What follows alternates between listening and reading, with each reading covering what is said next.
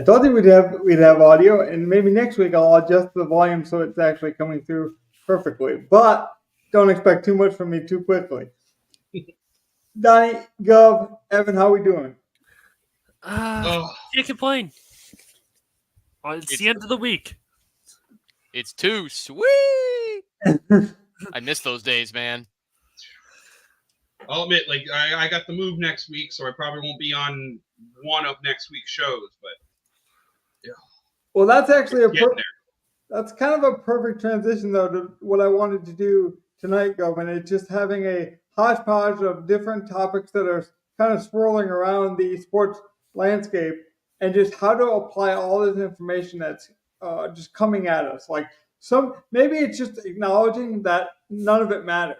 You know, Donnie talked about before the show, just sometimes people have this confirmation of like, oh, I want to believe this, therefore I'm going to seek out information that basically supports this, belief, and then I'm going to just stick to that belief. Or, it just seems like so much of today's culture is so much baked into this hot take narrative where it's like, oh, this person said this, I disagree with that.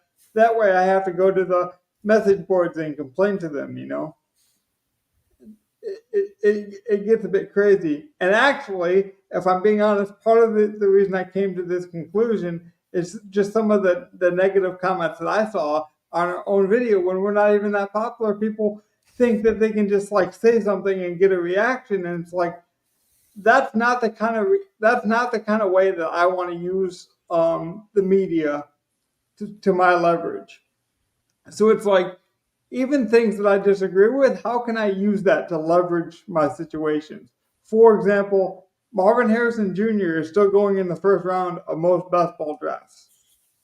You can disagree with that or agree with it, but I disagree. I don't think a rookie should be going that high without the pedigree. So I'm going to use that information to my benefit.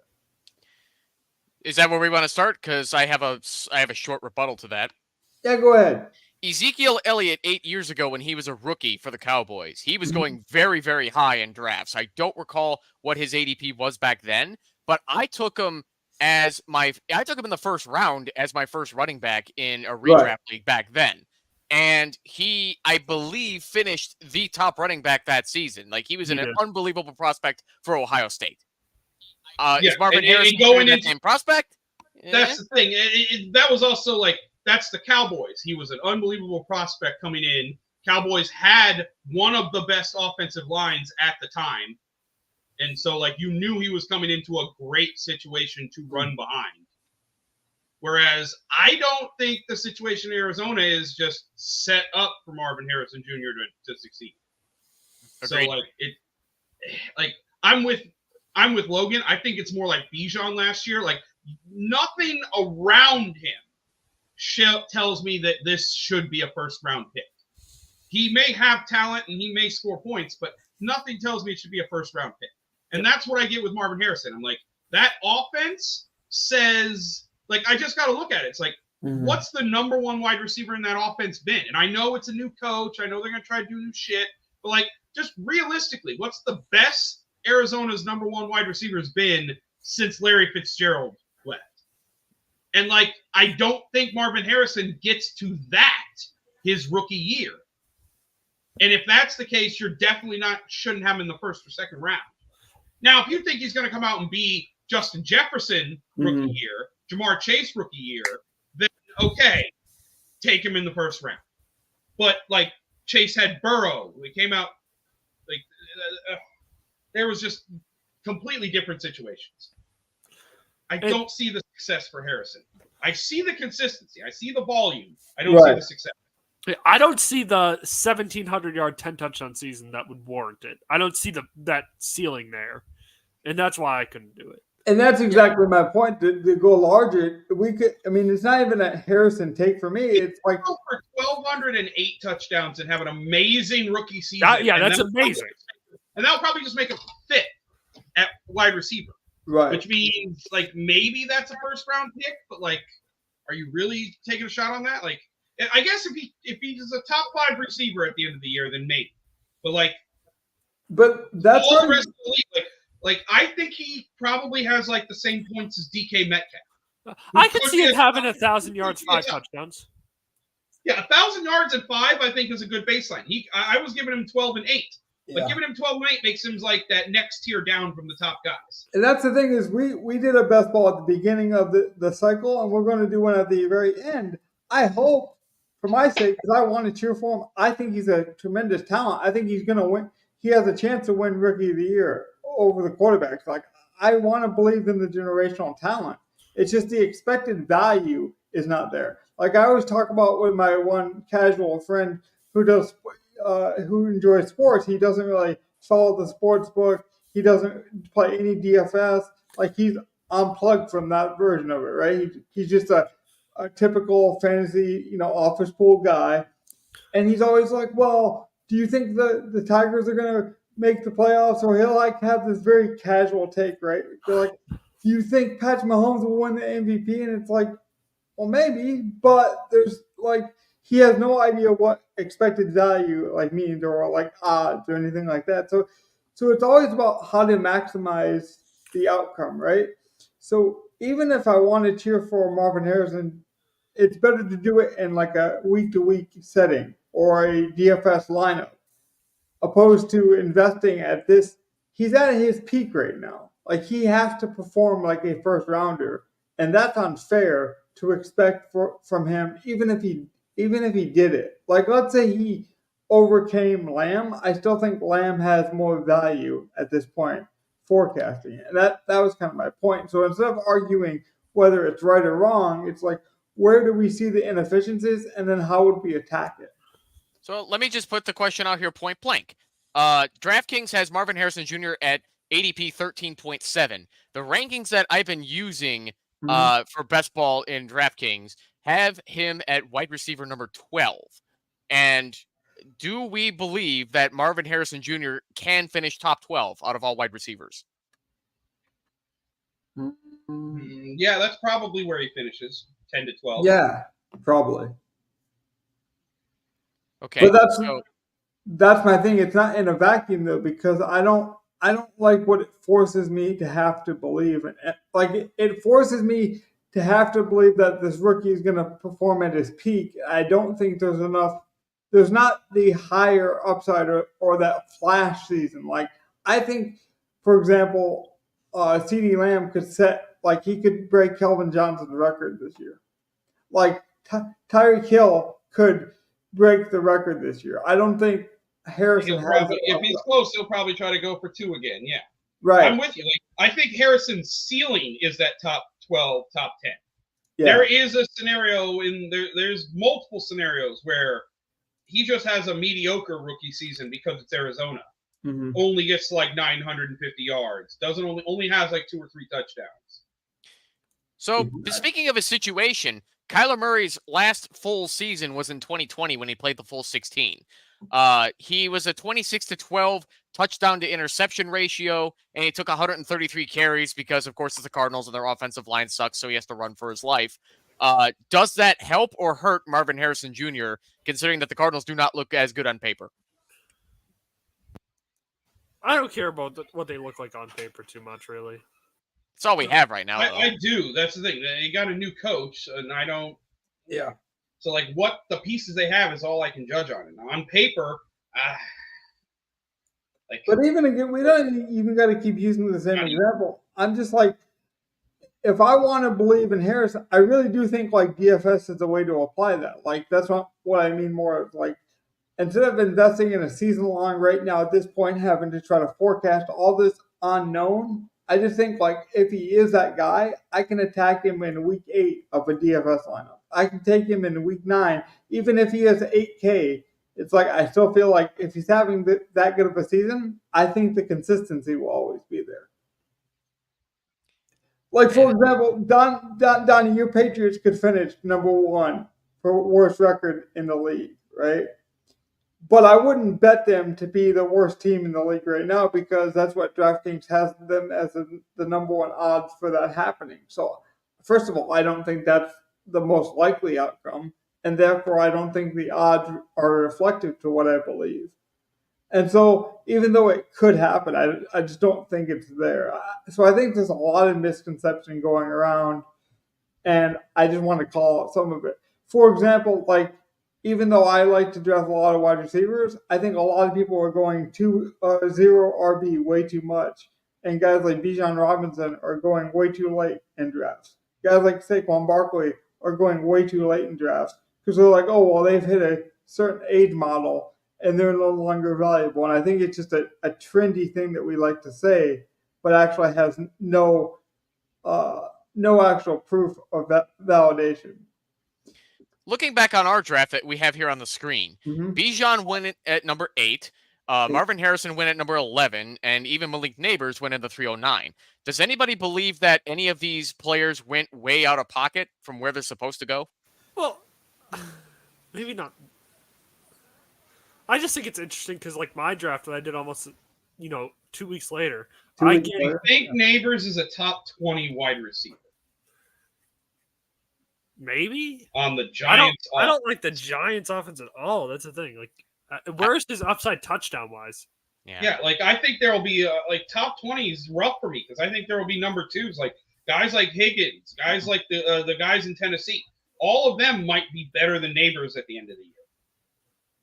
Like it's making me think like Ridley and Hopkins would be better picks, and they go back. Like I might be willing to take 2 of the Houston guys if Houston's up and running.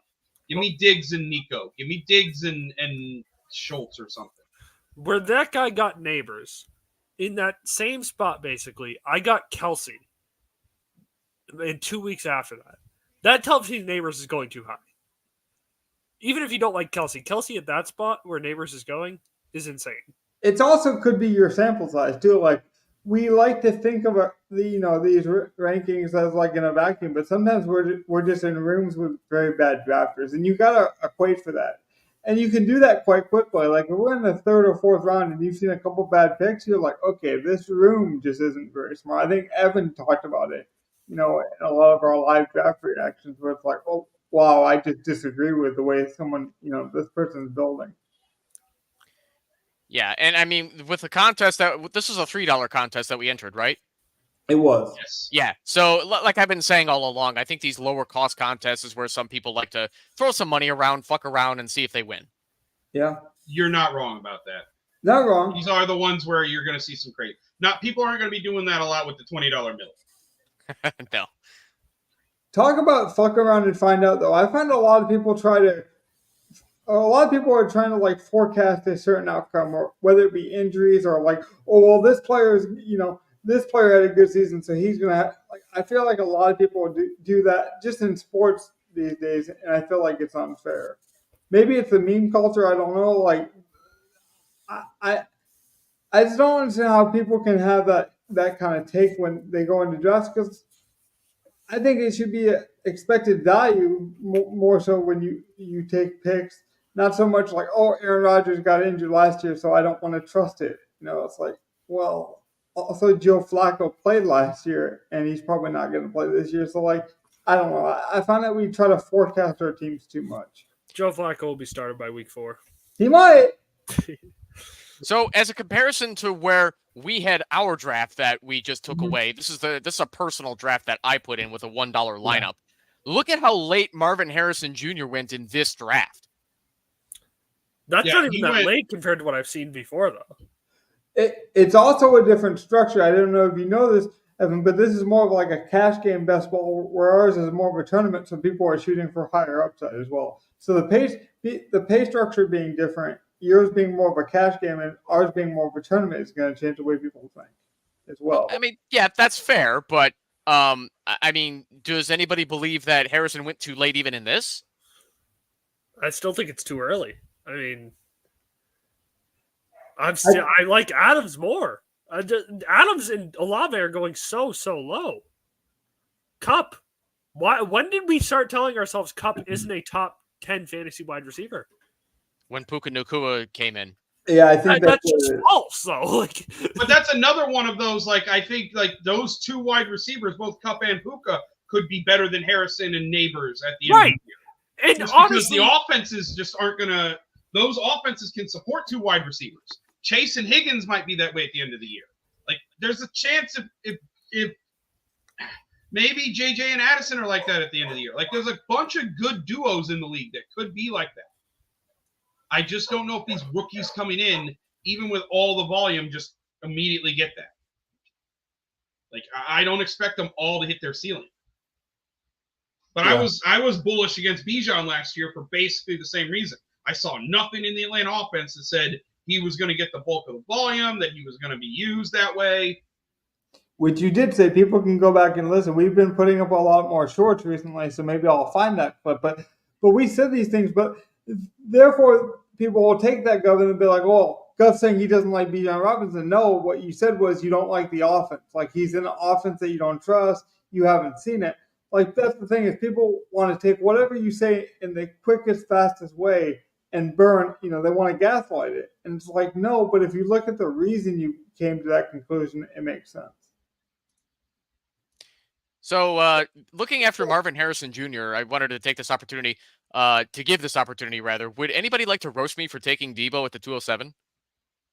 No, especially after we're having the Ayuk thing go down the way it is. I mean, with Adams and Olave right there, kinda.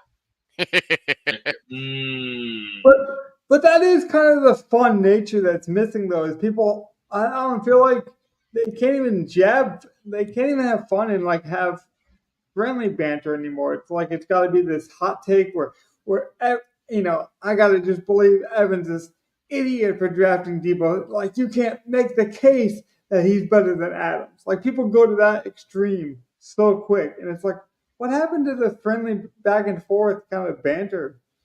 I mean, I agree. I would not take him ahead of Adams, but I could see why you did it.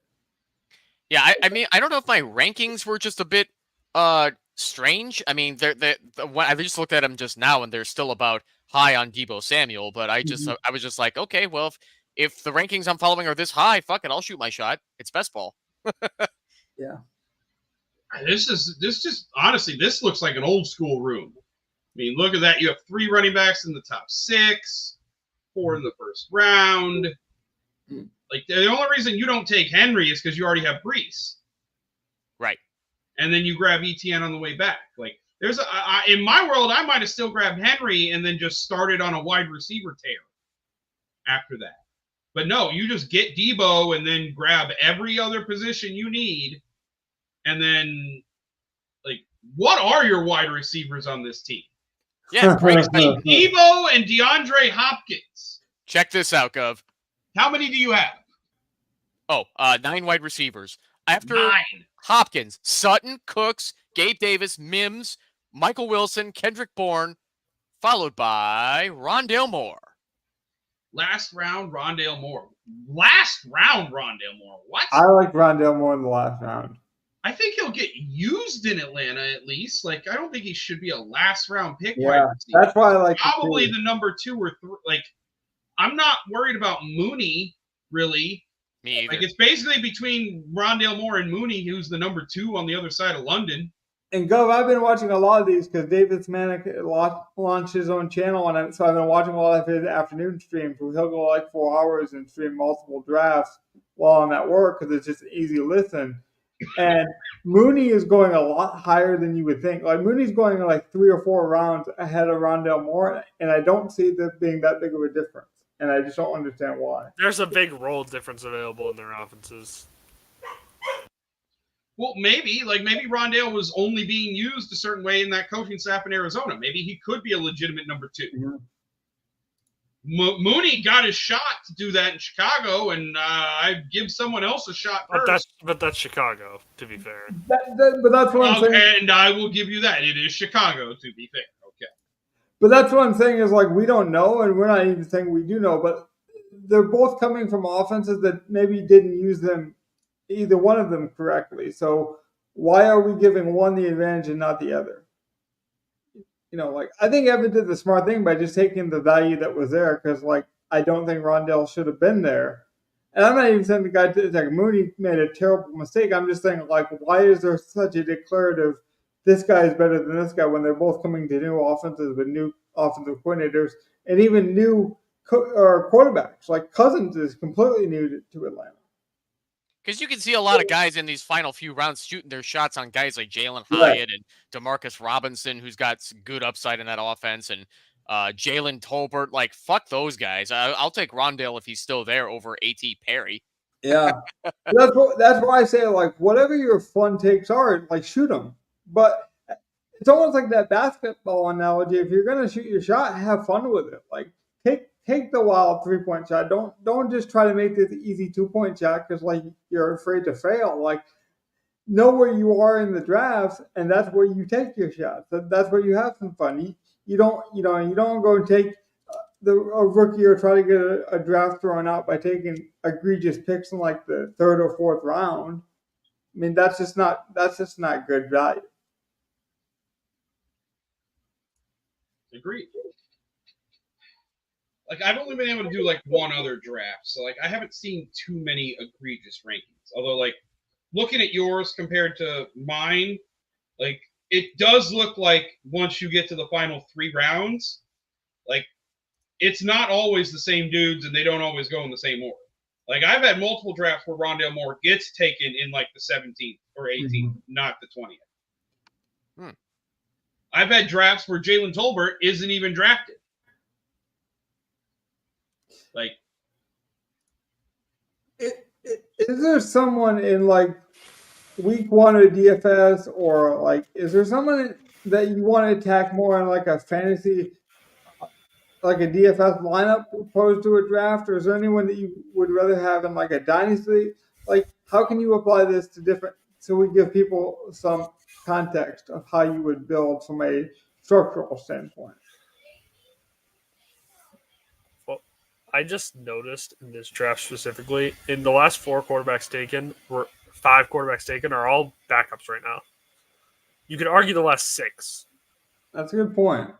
Which is just weird. It's so strange. I don't know what to tell you with that, Donnie. Especially the Malik Willis one, which has got to be a joke. That's what I mean. Like, that's just a waste of money. Actually, that's a good point, because like in a best ball draft, for example, like JJ McCarthy, you have to guess, is that JJ or is it Sam Darnold? And if it's Sam Darnold, you're probably not taking him, but it might influence whether you take JJ where he's going, or whether you build around a Justin Jefferson team, where in like week 1 of DFS, to my point, it's like we can just wait until that starter is announced, right? If it's Sam Darnold, he might be a great value for week 1 DFS. Where if you want a piece of that Vikings offense, you kind of got to gamble right now. If you want the quarterback from that Vikings offense. Well, I mean, I think looking at this, like, it's kind of the same with, like, somehow the Vikings and Pittsburgh are kind of the same team in best ball. It's like, do you really want, like, yes, you want JJ early. Yes, you'd be willing to take probably Hawkinson and Addison at some point. And like Pittsburgh, yes, you could probably take Pickens at some point. Yeah, you'd probably take Freiermuth at tight end. And then all of those quarterbacks are available late, whether it's Russ or Fields or whether it's Darnold or McCarthy. I just don't know how you can take a quarterback and a quarterback controversy right here. I mean, a true quarterback controversy, which is what we have in Minnesota, what's what we have in Pittsburgh. Is that just one of those things, Donnie, where you have fun with it and you just bet on talent? Like, how do you break that down? Like, what would you tell the people? I don't break it down and I avoid it. You avoid it completely? I'm just avoiding it. I mean, it's fair. That's what I wanted to know. Like, what you would advise someone to do if they said the only time I haven't avoided it is I got Justin Jefferson in my first draft, and it's so late. I need the 3rd quarterback. You might as well take a dart throw on JJ McCarthy because I'd hope he starts at some point. So at that point, even if it's a dart throw for you, you're taking the rookie upside. Even then, you don't like it. I don't love it, but I mean, a lot of the guys in this back of the draft are all dart throws. Right. Really. Exactly. And I mean, if I'm this guy taking McCarthy, I don't understand why you don't come around and take Sam Darnold at that point. Like, what do you think you're going to get with Jalen Tolbert? You're getting nothing in a Tolbert. I mean, I kind of get what you're saying. Well, let's see. I'd have to see his team. Like, is McCarthy his 2nd quarterback? Then I think it was his last quarterback, but I could be wrong. It's third. Yeah. He has Goff and Tua. But he has nothing else in this Vikings offense, I don't think. No, he doesn't. So, like, why even take McCarthy? Because it's a one quarterback league. It's weird to take a third quarterback. Right. No, I feel like that guy didn't. And Yeah, the uncorrelated third quarterback doesn't make any sense. Like, I'm not necessarily always taking a third quarterback, but if I am, he's got to be correlated in some way. like I'm not Or a one to Russian guy. project. I'm looking at this guy's entire team. I'm not one to project, but I think he's losing this pod. Yeah, JG did. I think that's pretty safe. Like, I like Puka with his first pick.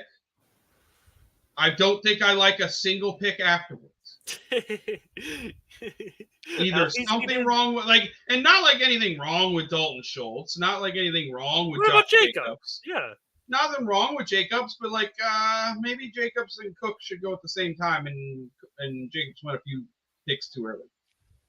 Well, when Pacheco we already know we don't like Marvin Harris. Like, his only pick that I like, his middle picks aren't so egregious, but like his middle picks right there, like his 3 through 7, which is the core of his team for most of the year. Mm-hmm. I don't see James Cook, Kincaid, Montgomery, and Jacobs carrying him throughout the season. And then the rest of his team is nothing to back that up mostly. It's a lot of guys like the back 10 rounds of his draft isn't really guys that can like spike week. It isn't really guys that can fill in if there's injuries on these guys, which there could be on Jacobs, there could be on Montgomery, there could be on Cook. That's my thing. If you're taking somebody in the back end, could you at least show me some proof of you have the potential of a spike week? Yeah, like if that's his first 8 rounds in the core, it's like I like Puka. Okay, Harrison will probably be a good 2 to 3. Then he's got 3 running backs that, so Jacobs, Cook, and Montgomery. He gets his 2 tight ends and he gets his 2 quarterbacks. Okay, that's okay, but I don't think that's a smash team. And then what do we get? We got a Dunze, Dubs, a 3rd tight end. For 13 on, it makes Dowdle, out the back of his draft, I only like 1 player or 2, and it's Ricky Purcell. And that's still question marks with Ayuk being on the roster. Yeah. But I do believe he'll get the 3rd. They're going to, if he's good enough, he'll start taking those Ray McLeod, those Jawan Jennings. They have some 3rd wide receiver sets he'll start being on there for. Yes, but Jawan Jennings will still get into rotation because he has proved he can be on the field. I don't love Ray. Right. No. The rookie has to prove he could take Jawan's job. Mm-hmm. But, he'll be given the shot to do that. What I wish I could tell you guys is when this guy went to auto draft, because I think it wasn't until the last 2 rounds. I didn't even know he was auto drafted. That's the thing. I just noticed that too. I'm like, Yeah, it is a security thing. If you do auto draft 1 pick, it will automatically show you as an auto draft for that entire draft. It's like the one of their flag systems. There was an auto draft. Yeah. I do have a kind of a side topic though, because there's a trend in the gambling community that I've never understood. I posted my lineups on Twitter and shared my thoughts of why I chose a certain player. I've been doing a lot with golf. I'm like, well, with this 7K golfer, I like this. This is my favorite 7K guy, and then I'll have a short discussion on Twitter. I've seen people do that. What I don't understand is the people that just post this screenshot of their big win with no context at all and be like, well, I won the contest. Look at my lineup. To me, that just seems like a humble brag. But does that kind of promotion work? Because I've been playing DFS and gambling for my own self-interest so long that I don't know. Maybe that is a good self-promotion. If you can prove that you're winning, people will start to tell you after a certain amount of time. But can you show us an example, Logan? I don't usually follow those accounts, so I don't really have one. Because, I've been part of a Discord where it's oh, yeah, I won this amount and I'm in first place. And it's well, I care about that guy. I've seen him build lineups. We've had discussions, I know some of his backstory. So that makes sense. I can celebrate this guy winning this X amount of money for his family. I know where. But if you don't know the dude and he's just doing the same sort of thing, it's it doesn't mean as much to you at that point. I don't like just because of that. I don't think he shouldn't like be like he's still okay to do it. Right. I'm okay with and like Donnie says, if he does it like a couple times in a row or once a week, people will start paying attention to him. And I'm not even thinking it's a bad thing. Maybe I should pay more attention to it. I'm just saying, like, is that like good promotion? Like, would that work on anyone that you guys would know? Because sometimes I feel like maybe I'm too smart for my own good, or like I've been in this industry. Well, there's also the thing like the people I see that like post their winnings and stuff. Yeah, it's usually them posting like it's not a humble brag. It's like, woo, I won 50K. Woo, I won 100K. And right. then like they're not trying to monetize. It's not like every account is like, woo, I won 50K. If you want to learn how, follow my channel. It's not like anyone's really doing it. Right. We see that a lot in the like prop betting market too. You know, some people are like, well, I never lose. Follow my prop bets. Like, okay. I'm sure like that's okay. I follow some accounts that like put out bets every day. Like even Mosh, that's what Mosh does. Right. Like he puts out a couple of bets every day. You go on his if you follow him, like he shows what his percentage is and that he's over 60%. Like he lets you know what happened yesterday. We were 2 for 1, or 2 and 1, or 3 and 1, or 2 and 2, or whatever his bets were for the day. Like there are guys out there doing that, but that's not everyone who posts a winning lineup. Right.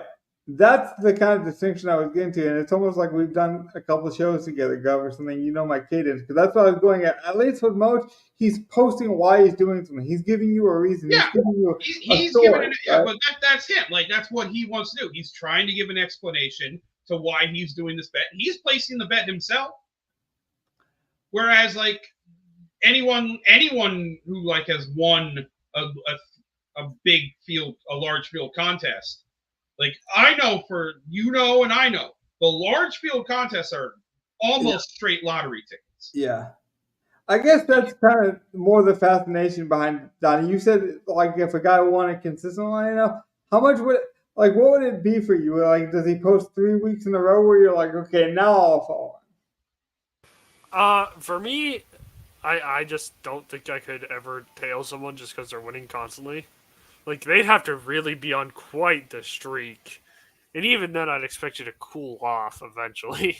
I mean, so I don't think that matters to me at all. Yeah. I mean, I'll say this a little bit tongue-in-cheek to be fun, but I love Gov's ability to break down a game. And, like, the way he thinks about this game of DFS, I find very fascinating. So, like, anytime he's talking, I will pay attention. And that's how we met. Like, that's how we started to conversate. So, like, that's the kind of stuff I will go after. So even if he posted a screenshot, if you give me a screenshot with no context, I'm not that into it. But if you talk to me for like a couple hours in Discord, that's how you get me. I guess I'm a cheap date. Any other weird analogies you saw from this draft, Evan, or anything that you think is kind of interesting? Well, being that I didn't notice anything like a tight end premium or any like extra flex spots, I only bothered to take Pitts and Kittle as my only tight ends, choosing to punt at wide receiver and then grab a bunch of value at wide receiver later. Do you guys think there's a strong enough potential for if both tight ends get hurt? Is that a likely possibility, and am I fucking screwed? If it happens, you're missing out on 5 to 8 points a week, most likely. I was about to say, like, the average you're losing compared to everyone else isn't as much at tight end. And you have two what could be high-level tight ends. I can't believe Kittle goes there in this draft. Like, I don't have Kittle, like, 1, 2, 3, 4, 5, 6. I don't have him as the 8th tight end. Yeah, I definitely would have him ahead of Kincaid and Ingram. I think I'd probably have him ahead of Pitts. Like yeah, he's just outside my top 5. He's like right in or just outside my top 5. Well, keep in mind this is also the one that doesn't have the playoffs. Florida, Kelsey, Andrews, McBride. True. To Donnie's point, they don't need as much upside, you know. So maybe you take a more.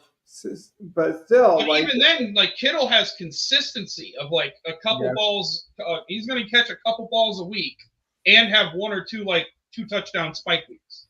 Yeah, I think this proves that, like, no matter where you have a guy ranked, you should always wait for the draft to unfold. Because I agree, I don't think I would take Kittle where most people will take him, but in this draft, I think he was a tremendous value. Well, Yeah. well, And Gov, being that you didn't see this whole team, I thought this lineup screamed value. Do you agree with that? Yours, yeah. It's interesting because I now I realize Gov's never seen this. Donnie drafted with you, I think, every pick essentially this whole entire time, and then I came in midway. And I came in around 10 just to watch. Did you? Yeah. So, to be fully transparent, Evan thought I was going to hate this draft, and so I'm curious, like, why you thought I was going to hate it. Like, I think that's an interesting topic, though. Like, why we kind of had these confirmations.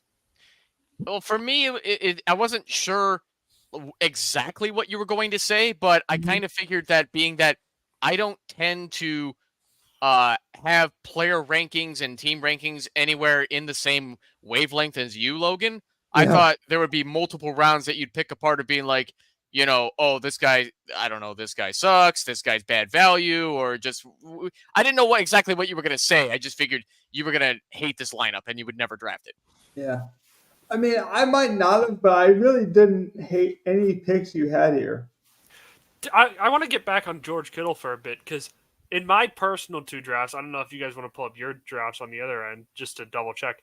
Kittle is going 8th and 9th at tight end every single time. I am not seeing him go above 8 in any draft, tight end wise. I'll open my other ones. I'll look at where we're at. Because, I mean, maybe that's something that we're just not paying attention to. Kittle's just going really low on the tight end market right now. I was going to leave Evans up and look at myself and see if I can find it. This is the one I drafted with you guys. I think ours was the earliest, right? Our group draft, that's the one I got up. Yes.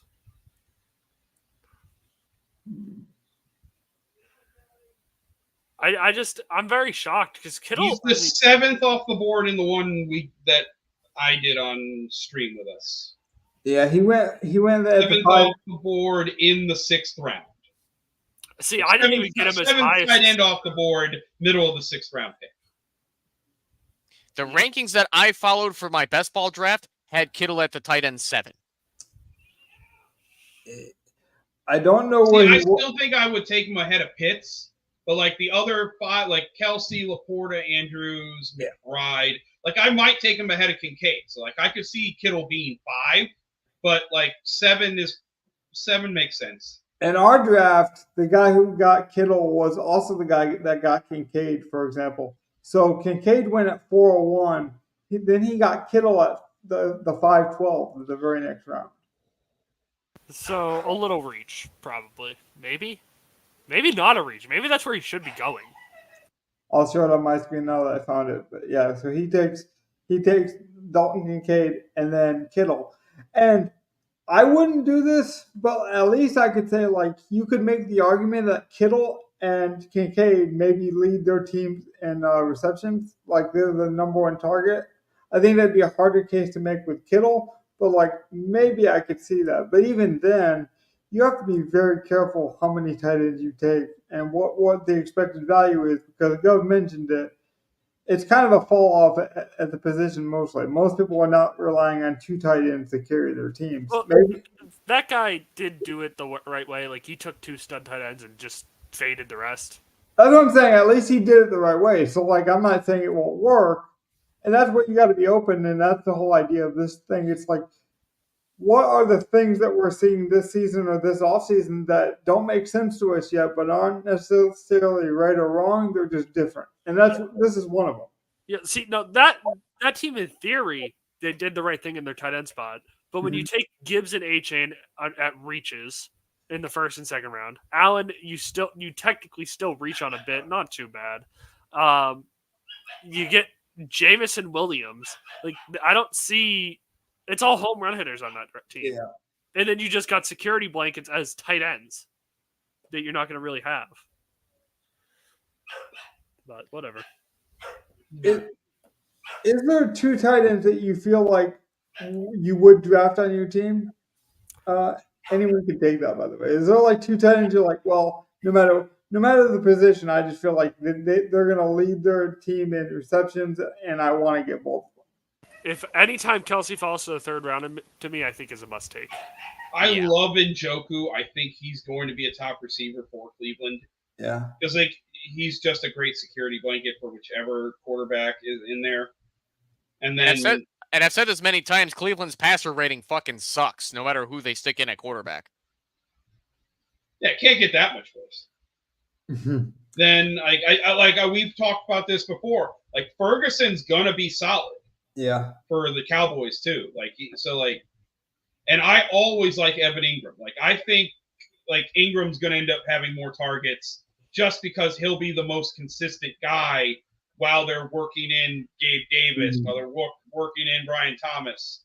Like Kirk will be there, but what if Kirk tears his groin again? Again, right? He's been injured in the past. Like that's the thing is he has an injury history, so you could see it. My groin. Sorry. Yeah, I don't know. It's like we say, we don't want to predict injuries. So there's data we can use before, that will definitely help predict them, but it's not the greatest strategy. Like I could say, I don't think Christian McCaffrey is going to be able to stay healthy for the whole season, but guess what? He's still probably pick 1. At worst, he's pick 2 for me. But, yeah, I mean, but I'm not even saying we have to predict injuries. I really do think there's a chance that Bijan Robinson, for example, outperforms Christian McCaffrey even if they both stayed healthy. Without adequate data to prove that somebody's going to get hurt or they're going to fall off, isn't this just nothing but fear, uncertainty, and doubt? Basically. Which is what I could keep harping on the same thing and be like, I don't think Brock Bowers should then be the next guy off the board after all these other dudes. Like I'm looking at my draft and it's like he's the 10th guy off after you take the top 5, you take Kittle, you take Njoku, you take Ferguson, you take Pitts, and then someone's taking Bowers. I do think there's a world where Bowers comes in and he's the 10th best tight end in the league, but do I think the Raiders offense is going to get me that point value? But how many of those worlds though, Donnie? Like how many of those? And they have 3 different tight ends. Is he really going to come in and take all of the targets for a tight end? Yeah, exactly. Whatever that may be with Devontae Adams and all that. Like Adams is getting 15 targets a game. That's a Kittle argument though. We know Kittle's probably a top 3 tight end in the league, and he's going 7th because we just don't know fantasy value wise what he's going to be. Right. Yeah, Kittle has been a top 5 tight end for 3 consecutive seasons, and he doesn't get over 100 targets on a season, which I think there's certain parts of this data that scares people because the 49ers do have a lot of mouths to feed. He's a red zone threat, though, and he has those spike weeks. Like, him, he'll have a 3 touchdown week. No, but we all know this, and I will harp on it when it comes to the time in the regular season. National Tight End Week, he is going to have at least 2 touchdowns. That's true. Or at least 10 targets. Right. Like, and that's the thing. I swear, any lineup built on tight end week or day, whatever you want to call it, is going to be double tight end to me. I'm sick of missing out on that. I'm glad you brought that up though, because some narratives and like some fun of football still exists. Like you can have fun with narratives. You can be like, it's week 17. I want to bet that this player is going to play a little harder for this incentive. You can buy into shower narratives. It shouldn't be the only reason you take a guy in the 2nd round. It shouldn't be the only reason you stack in the 4th or 5th round. Because I know, for example, Evan hates that I mentioned stacking so much, but it's a philosophy and a structure that I love. So it's become part of my identity and why I draft. And so then, therefore, everything else I build off of it makes sense. If I force Evan to do it, though, he wouldn't do it with as much vigor or belief, and that's why it probably would not work as well either. Yeah, I don't believe in forced stacking because the stacking has to either just come naturally your way, or it has to be something that you've got a perfect spot at like the beginning or the end of your draft to make it happen a lot easier. Where I was, as you can see here, I drafted from the 6th spot. I didn't have a great position to do it for the higher end guys, but I got an accidental Denver stack between Bo Nix, Marvin Mims Jr., and Cortland Sutton, which I did not mean to do. It just happened. And I get it in best ball. It's a good practice. Yeah. I don't typically do it in other formats because you just don't need to. Well, I will disagree with you on that. With you don't need to, because like maybe not in other season long fantasy football, but definitely daily fantasy, where in most of the time when we see a team win and they have that quarterback that goes for 40 points, they're gonna have a receiver go with them. And it's kind of needed to win if you're gonna win the number one spot. Yeah. But like I can understand why like in a season long league, like you don't really need it as much because like each week I'm like, especially in a managed one where you're playing your players, like I don't need to stack. I just need to make sure I'm playing the right set of players that I've got for that week. Unless it's like unless it's 2013 and you're drafting Stafford and somehow not getting Calvin Johnson. And DFS is like a whole different animal to me, where I thought that was kind of a given that, yeah, of course you're going to stack in DFS. That's just how you play it, where I'm just thinking in terms of just what you do in traditional leagues. Right. And I think that's the best, honestly, like that's my personal opinion. It's like the way you would normally draft like a redraft league. That's how you should be drafting best ball. Not all these wide receiver onslaughts and shit and people like, I do think there is a place for the guys who are like actually crafting a strategy around what other teams are doing. It's like, I'm going to build my team this way, which is going to force every other team to take these positions. I don't like playing keep away either. Yeah. So like, I there's a place for it, but like, I'm not that guy. Like, I'd rather just. Yeah. I'm not going to sacrifice my team to hinder somebody else's team. Exactly. I'm more worried about getting value on my team than making sure someone else is screwed up in there. Yeah, well, especially if we're sitting here in this format where it's, you know, if I go and screw up somebody else's team in my bracket, okay, I still have a bracket to move on against. Where that screw up is now going to possibly screw me up later on. So, that's a really keep away in this format of the game is strange, but I'm sure somebody's playing it like that. Yeah, you only hurt yourself more often than not when you try to play keep away. Yeah. So, well, like a lot of people are doing like the Scott Fishbowl drafts right now, and you know he always is trying to like it's for charity, it's for a good reason. He gets a lot of fantasy football, you know, different touts and different people, you know, with influence around the industry for different reasons, all involved in it. And so one of his biggest things now to kind of promote it and to make it different is like he always adds a uniqueness to the league every year. So he always adds like a new rule or a new stat category, something you know unique that you got to prepare for each season. So this year he actually, and maybe Evan knows better because you're more in the season long streets than I am, but I believe this year because I did watch an interview with him, he talked about how he added the special or the kick return points. So he makes you take a kick returner. So it's literally a position that now they have on the draft where it's like you have to take a guy that returns kicks on the team. And if you draft someone that doesn't actually return kicks, you automatically take a 0. And some people hated that. And then like, you know, try to say like, oh, well, I don't like that rule. And it's like, well, there is no format that I have ever played in where I like every rule. There's never been a DFS week where I agree with every single price. I do think there is some fun to challenging yourself and to be different. Like there is no problem going into a best ball and being like, I'm going to see what happens if I only take 6 wide receivers. It's not how I would do it, but I could see a case for it. I think what you mean by that is that he added some kick return scoring, but his format is quarterback, one running back, 1 wide receiver, 1 tight end, 0 kicker, 1 super flex, and 6 flex. That's correct. Sorry, I couldn't illustrate it well enough. He added points essentially for kick yards and like kick return touchdowns, stuff like that, specifically for that reason. So, for example, Shaheed for the Saints becomes a lot more valuable, right? And some people really got bothered by that, but that's where like maybe it's not your preferred way, but if that's a league that you're in, you're going to have to start drafting that way. For example, if me and Gov agreed to do a 2 quarterback league, we might not change our rankings on quarterbacks, but we're going to have to take 2 quarterbacks at some point, or at least more quarterbacks. You don't got to necessarily like that format, but you're going to have to adjust based on that format. That's true. Like that's honestly, I don't like 2 quarterback leagues because of that reason. Right. I already like I already have my strategies and the way I like to pivot in drafts, and to now have to account for, well, I'm probably taking 2 quarterbacks in the first 6 or 7 rounds instead of just the one. It's like, oh, okay. That makes me feel worse about the rest of my team.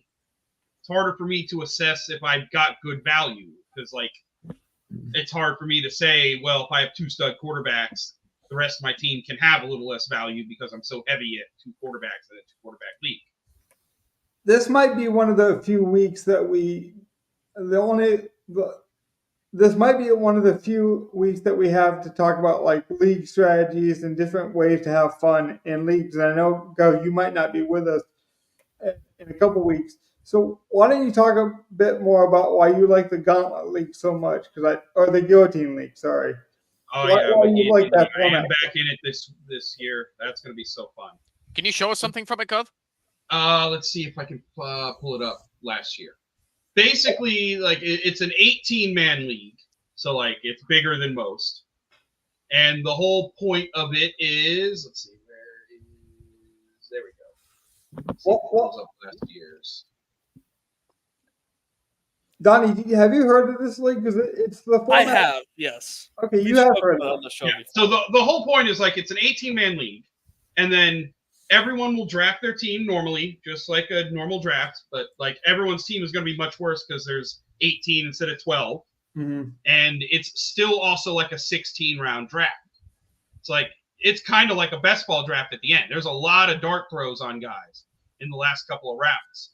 And you're not going to have you might have 1 or 2 real stud guys, because like everyone, like it's an 18-man league. So you basically have to assume that everyone's first 2 picks come from the first 4 rounds, or first 5 rounds even. So like everyone's team is a little weaker. But then each week, the lowest scoring team is cut.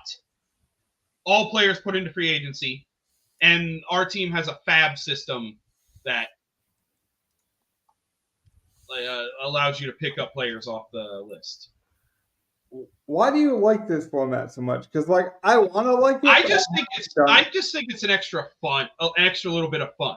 Like it's a managed league, so you got to decide who you're playing that week, and like it makes you realize that like every week is now the playoffs, and I'm just trying to not come in last.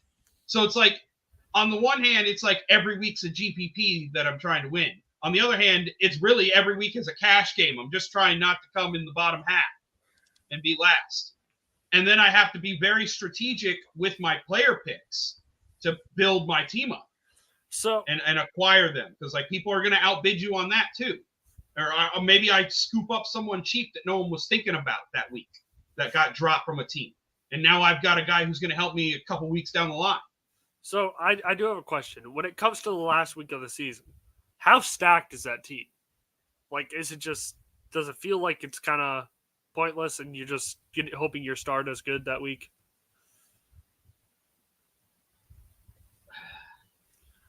No. I mean, it depends. Like, I've only gotten to third. So I don't know how the final game between the last 2 guys is, where it's like you basically have the 2 best teams someone can have. It's just who configured it correctly. But like every week has been so good. Do we have a visual on last year's, or? I'm trying to pull. Oh, finally, there we go. Okay, it finally loaded my shit. Okay. Yeah, that's what I was gonna say. It's almost like that 1990s like retro video game experience where it's like the final boss. Like I think that's the appeal to it, and that's what kind of got me out. It's like I don't. Right, so we'll go 1 sec. It sounds like really fun early on, but then at the end, it's just like you just kind of gotta hope you get lucky between Mahomes, Jackson, Allen, and whatever else you have. Yeah, that's where I'm coming. Okay. I'm with you, Donnie. That's where I'm out. So here was the league last year. Mm-hmm. This was our draft. I am the juggernaut, and I was blessed with the final pick in this 18-man draft. And yes, we snake. So, how important is the draft? Like, obviously, the draft is different. If I was like, oh yeah, honestly, I want to say the draft is important. I really do. But then you look at my first 4 picks in my draft. Who did I actually have all year from those first 4? Because I think it's pretty clear to say the draft matters a lot less in a format like this, but it definitely still matters. Would anyone argue that it's just as important or even more important? I don't think so. You just adjust your strategy based on the amount of teams that are in it. It doesn't really, you don't win your league at the draft if it's not best ball. Exactly. Like this, my draft really helped me, but like, honestly, I kind of got lucky with DJ Moore, which counteracted the unluckiness of Nick Chubb and Mike Williams. And then you got lucky with Raheem Mostert, which is something. No one Did I get lucky with Raheem Mostert in the year where A-Chain went off for a couple of big games? I think so, because Mostert stayed healthy. Victory lap, go for it, man. I don't think you do it very often. Make sure you. I forgot Deion Jackson was somebody that we were on last year. Oh, dude, this was the championship roster at the end. Ooh. So at the end of everything, this is what his roster was when he won Week 17. That's a hell of a roster. Yeah, right? That's what I thought it would be. Let's look. Let's compare. This is his roster at the end of the league, what he had. Bijan, Rachaad White, McCaffrey, Mara, Saquon, Lamar and Purdy, Ridley, Metcalf, Debo, CD, Jefferson, Devonta, Keenan Allen, Tyreek Hill, Njoku, and Likely. Let's go back and look. And Likely played a lot during that stretch. I will also say, Gov, very disappointed in you because you did not have a single person that you drafted make that final roster.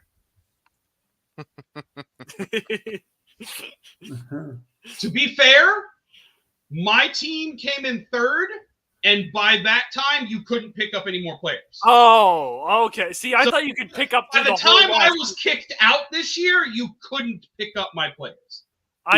See, I was under the impression that you could pick up players every week, no matter what. Well, no. So by the end of the time, people didn't have fab. So, like, if you had any fab left and could pick up a dude for $1, you got him first. Yeah, you usually can, Donnie, but you got to manage your money, and so that's where it gets really. Let's look. Link drafted out of the 4. So he basically only had his first 4 picks. He had McCaffrey, Ridley, Metcalf, and Rachaad White. Yeah.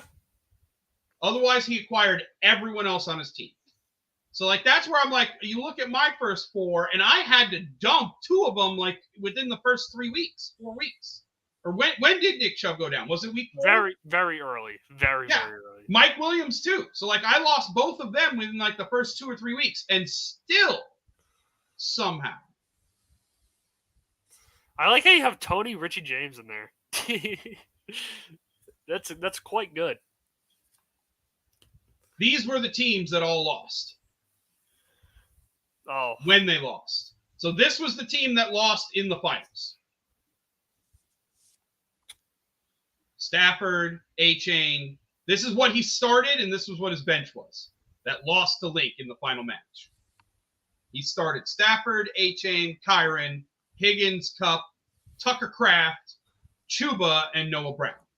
Higgins over Puka in your final week is... He left James Conner and Pacheco and Puka on the bench. Oh, my God. Hey, to be fair, Pacheco didn't hurt him. I have talked to Link and thrown the conspiracy theory in his face that someone threw the fucking bullshit.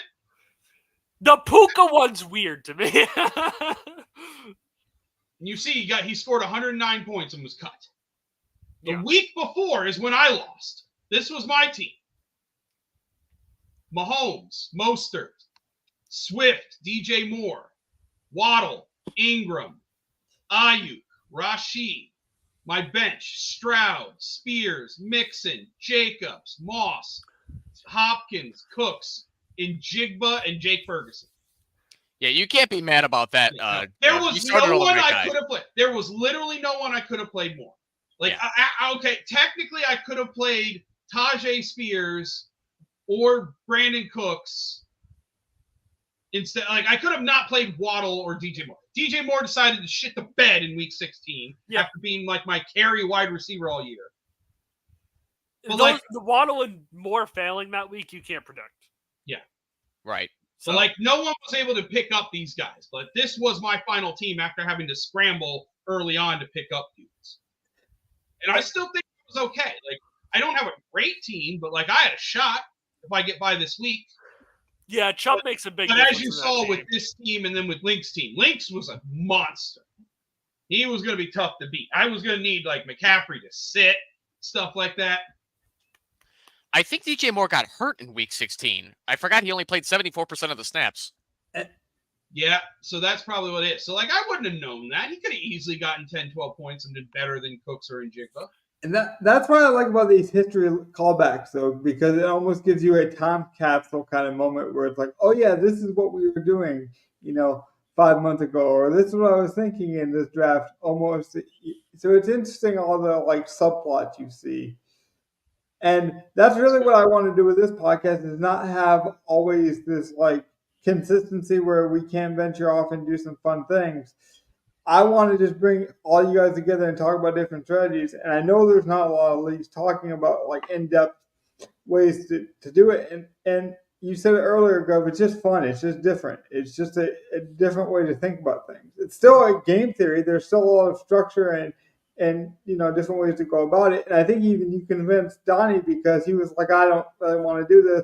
But you had that kind of budget mentality and you got Donnie's attention. So, I do think there's some value to that. And here was the comparison. You saw the final teams that look like God teams. Yeah. This is what everyone's team looks like week 1, and this is the worst team from week 1. And even if you wanted those God teams, you still got to be able to afford them. There's still some. And then this guy loses, and there's a bidding war on Justin Fields and a bidding war on Travis Kelce. Right. Immediately. It's and whoa. Let's just say the budget's $100. It's well, if you got a chance to get Patrick Mahomes, it's how much is he worth? Because it's not even, do you want him? Of course, anyone would want him. But it's what is he worth? Because there may be 90% sure this is when I got 90% sure that was when I picked up Joe Mixon. Was literally that week. Everyone had a bidding war on Kelce, and everyone had a bidding war on Justin Fields, and I was able to get Mixon for just a mid-round, mid-range running back price. Is there any other topics? Any other topics you guys want to discuss? That is it for me. Yep. I got nothing. I do got to ask, like I said, might be the last week we get to talk about leagues or talk about different leagues that are interesting. So I wanted to go up there. Let me go to Evan just quickly, because you have so much experience running leagues and that's kind of your commissionership. What's the one rule or the one subset of even just points, how it's distributed? What's the one thing that most people don't do that you think will become more popular or should be more popular in leagues? Or whether that be 2 quarterbacks, whether it be just a certain scoring threshold that you enjoy. What's the one thing that leagues are not doing that you wish they would do more of? That's kind of a loaded question, because there are a bunch of them that have all kinds of weird shit that was popular to do in the past. Yeah. You tend to see this. I'll just throw one out there just for the sake of discussion. You tend to see this among old heads in leagues that have been going for 20 years, where they're on Yahoo and they're still not adopting Fab. Yeah. They still haven't adopted a second flex spot or even any flex spots. And they just stick to the old ways of playing traditional redraft fantasy football leagues. I don't like commissioners, especially the older guys, who get stuck in the past. They don't keep up with the times of the way the game is played. And I'll admit that even I'm still stuck on certain things like, kickers and defense/special team units. I'm even open to IDP if you don't prefer to play with defense or special teams. But, I don't like certain commissioners that just gets too stuck in the past is all I'm saying. And that's perfect. That's really the perfect way to round this out is just be willing to evolve, be willing to try things. Like you could go into a best ball draft and tell me like I want to try to draft, my favorite rookie quarterbacks. Like whatever strategy you have fun with it. Just make sure that strategy fits for what you're trying to do. Don't be like, oh well, I want to take a rookie quarterback. I'm going to take, Daniels in the third round. It's like you don't need to take him in the third round. At least if we're going to do something fun, at least apply a strategy behind it. Adding the fab to Gov's league format is what makes it interesting. So it's like you can have really fun ideas, but make sure it makes sense within the game. And we should probably mention this more often. I'm going to make more of a habit of it, especially during NFL season where it's more prevalent. But make sure you diversify your portfolio and bet responsibly. Like there's nothing more worse that you can do than take away the fun by literally stripping away your ability to have fun. So make sure you balance the budget well. With that though, good night, guys. Take care. Be safe. Good night, everybody. Not everyone. Peace out, everyone.